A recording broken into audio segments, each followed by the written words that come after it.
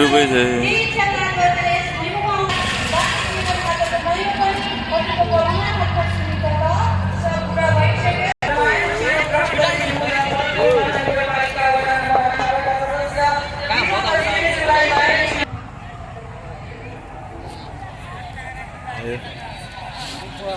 यहाँ रिजर्भमा गयो